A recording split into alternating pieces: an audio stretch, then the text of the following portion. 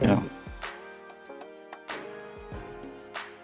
Welcome to Ame Corner, a podcast exploring contemporary religious trends. I'm your host, Kelly Roberts, and today we are diving into the critical issue facing many religious communities: decline in church membership and disappearing children's departments. Our guests are Charity Roberts, a branch manager at the Cabinet for Families and Children, and Jaylee MacArthur, a member of St. Paul AME for Sales. Welcome, Charity and Jaylee. Hello, Hello, this is Charity. this is Jaylee. Thank you, Charity and Jaylee. It's great to be here. Let's start with this question. Charity, I'll ask you first. What are you seeing in terms of church membership trends at the AME churches that you have been attending?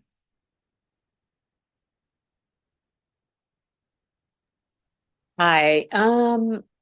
Certainly I've been a member of the AME Church for several years now, for over a decade. And I would say, I think what struck me is that in pretty much all the churches that we've attended, I've noticed that there's a much more mature demographic in the church. So the congregants are much older. You don't see too many kids or even younger couples that would have, families. Okay, thank you.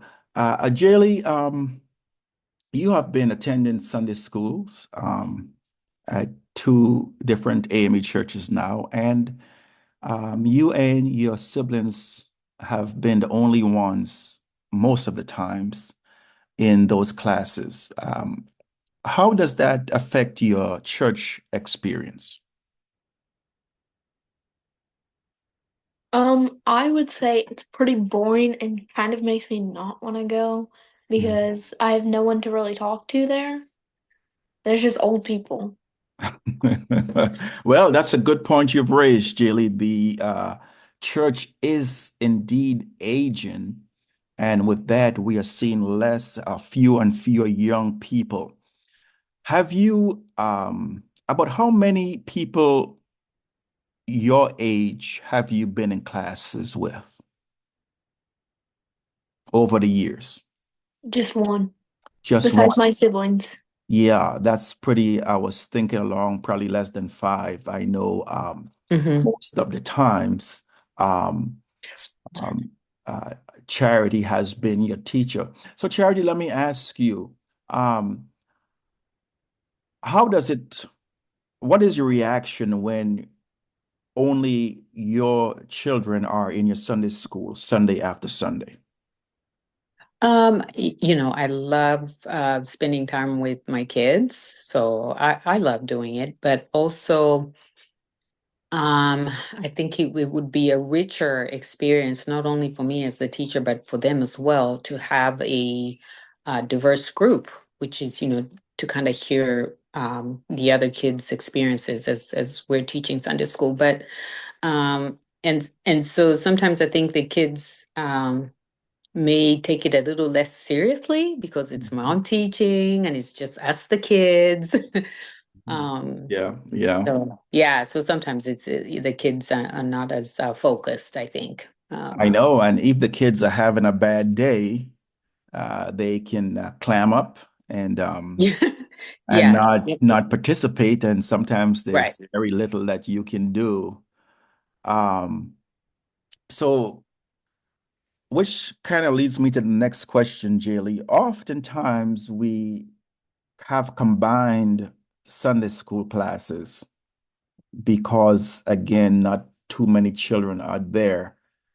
What is it like, Jaylee, sitting in a Sunday school class with not just older people, but seniors, lots of seniors?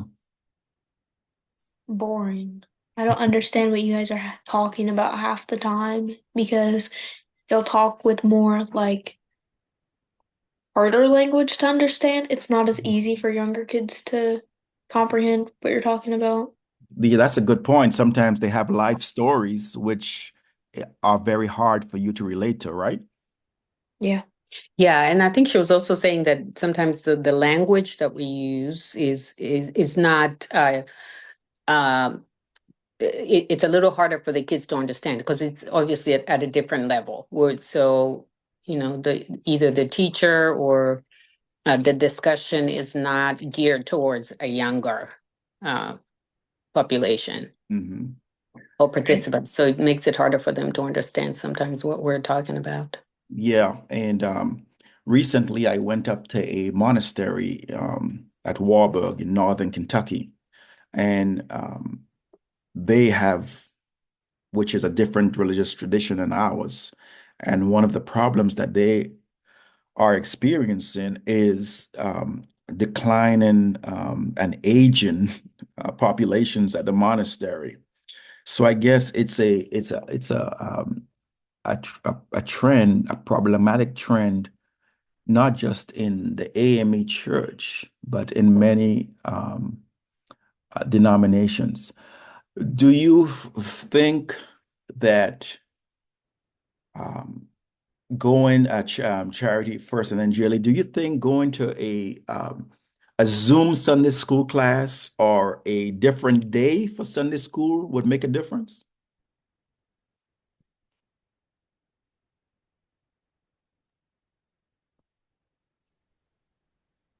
Um, I think I could see some benefits to that because normally when we're done with church, I think a lot of folks really usually seem to have other things that they need to do right after church. Hmm. Um, and so I think it would be beneficial maybe to consider doing our Sunday school either on another day or at a different time on the same day, but maybe later in the afternoon or something. I Yes. could see some benefits to that. Yeah, Yeah, a different day of the week has been proposed. right. In my opinion, I don't think um, that might be a good solution because Mhm. getting people to come to church in, It's hard enough as it yeah, is. it's hard enough on Sundays. Yeah. Yeah, Coming an yeah, additional day just for Sunday school, I don't know how yeah. productive um, I mean, I that. like having it right after church, getting done with all the church activities for the day. Mhm. But yeah, I don't know about some people. What about you, Jada? What do you think?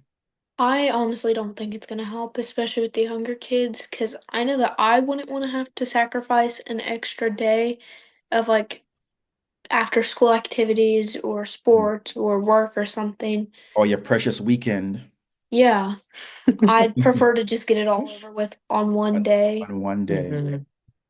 Yeah, so Jelly, oftentimes I've seen younger children or children your age um, at church, and I get excited thinking that they might stay for Sunday school. But of course, that never happens. Um, how do you think, Jelly, we might incentivize or get those younger people to stay? What do you have any ideas? You could possibly, okay, at a church I used to go to, we would do like games Hmm. to try and get the kids to Great stay, idea. Great idea. or we would like listen to music or something that would like keep them interested, and then Right. we would do the like actual like sermon part, and Mhm. then we'd do more games or something to keep them Mhm. I entertained. mean, the class. Yeah. Yeah, but Jaylee, you hit on something very interesting. Um, like most other churches have a complete children's worship service. So the children from start to finish, they have their own service. Um, that could be something that we can look into. But again, if we don't have the numbers, I don't know. It's like the chicken and the egg, which comes first. Uh, So, but yeah, that's a good idea if we could have a children's worship service, which is not unique. Lots of other churches have that. Yeah. currently Because doing that. yeah, because it's a different energy level. Mhm. Certainly, I think because with the kids, their attention span is very short. So you really have to intersperse it with like games like Julie was talking about. They would need breaks in between to do activities to kind of Mhm. break it up before actually, going into the class, or really just incorporating all of that into um, the Sunday school. But yeah, it's a very different um, energy level. Yeah. Mhm. And one of the challenges that um, is facing Black churches is demographics, right? Um, for example, we do ministry in Versailles, and Woodford County is about 3 or 4% African American. And so you have these churches competing for a very small piece of the pie in terms of demographics. Mhm. I know the Baptist churches, the Black Baptist churches, and other churches are more prolific than our church. Charity, do you think that the AME structure is the connectional church and the church form of government, um, Episcopal, ruled by the bishop, is as opposed to an independent congregation? Do you think that is hampering our numbers in any way? I strongly feel that the um, the ME structure is hampering um, growth. Mm-hmm. And I say this based just on my experience of having been to organized kind of structure where you have the bishop at the top, and then I've also been a member of churches where it was non-denominational, so everything was it was More independent. fluid. Mm-hmm. It's very fluid. Mm-hmm. It's focused on the local. Right. Mm-hmm. That's a good word. Which and not to mean that you're not planting other churches, though they did plant other churches as we grew, Mm-hmm. but the focus was much more on the congregation, Right. local community. Oh, um, you the raised some good points. You're raising some yeah. good points. Yes. So you use the word local, and that's independent churches, like you said, can put all the efforts into the local body, the local congregation. Whereas in the AME church, we are connectional. We have to travel. We are part of a bigger organization. Yeah. Most of the times, decisions are made for us, Hmm. and policies are set whereby we have to follow policies. And I think even in the children's department, you have all these layers above us at a local church where we have to adhere to policies that are set in Nashville or the national level. Um, so yeah, that's a good point you raise. You know, we as a church not being able to put all our efforts into the local body, because lots of people do get burned out with the travel, the connectional travel, Right. Yeah. getting kids to do something connectionally instead of Hmm. locally. Yeah. Um, yeah, can be a challenge. Yeah, did you want to pick up on that or? Yes, it's very challenging. I think as it is, even when you have children. Um, that are involved certainly in extracurricular activities in the community. We want to make sure that they're connected to the community because the kids do get out either via school as well as non-organized sport. Mhm. But it becomes it's certainly very difficult having to travel with them to these connectional activities. Mhm. Um, And then you it, start it's hard. losing, yeah, you start losing them one by one Right, because they just get burned as out. the travel is Because burdensome. right, it's burdensome, and it seems like there's a lot of meetings, and Mhm. So uh, Jaylee, if you had let's say about five double digits. If our Sunday school department or Sunday school class would hit double digits every Sunday, how would that make you feel about Sunday school and the church in general? For people my age, Yeah, like if your I feel class, like your Sunday school class, well, like 10, 15 every Sunday. If we had more kids. I feel like it would make me more like excited to go Mhm. because I Right. might be able to make friends there and not Exactly. Mhm. Right. feel so like alone. Isolated, yeah. Like Yeah. Yeah. In fact, I mean, she's made suggestions where she's wanted to help Mhm. participate and facilitate Right. with church, but there's nobody uh to participate for or to Mhm. so With. it's yeah, to participate with. So because we don't have the numbers. Mhm. So unfortunately, Mhm.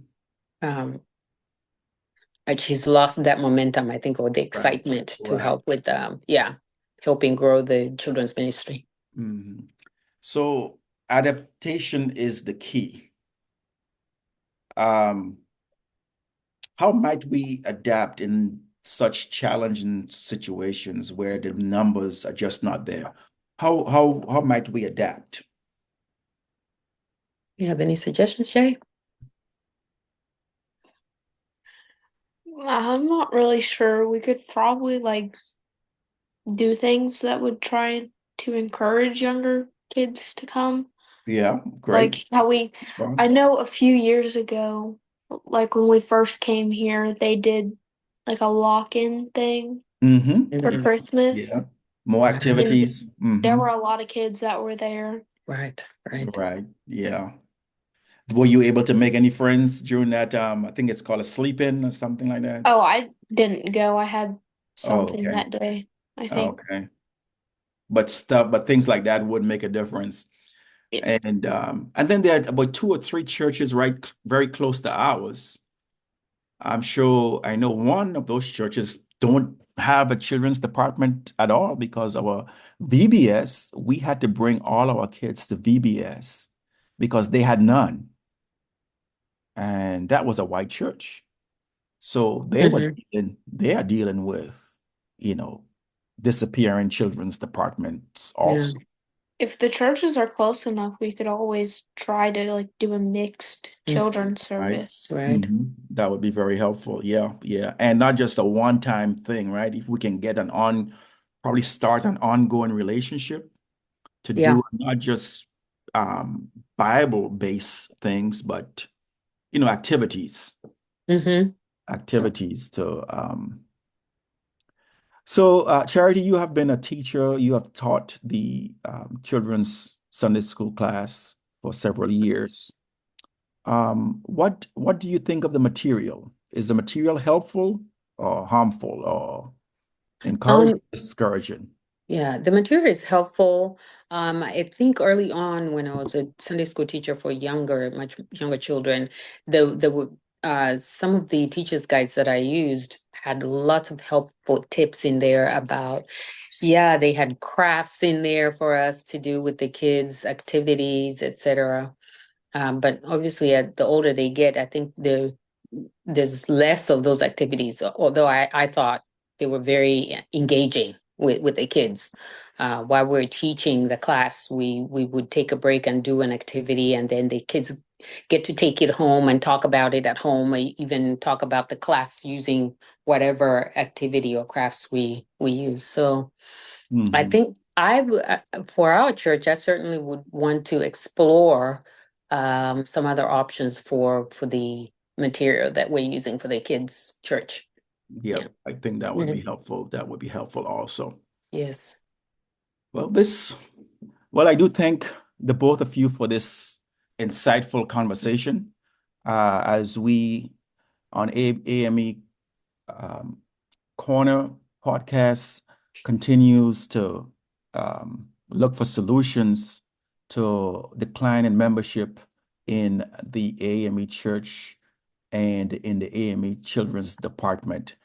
Thank you, Charity. Thank you, Jaylee, for a very productive conversation. You're welcome. Have a great holiday season. Merry Christmas Thank to you. you. And same to both of you. Thank you, Thank you. Jaylee. You're welcome. Thank you for having me. Anytime. Mhm.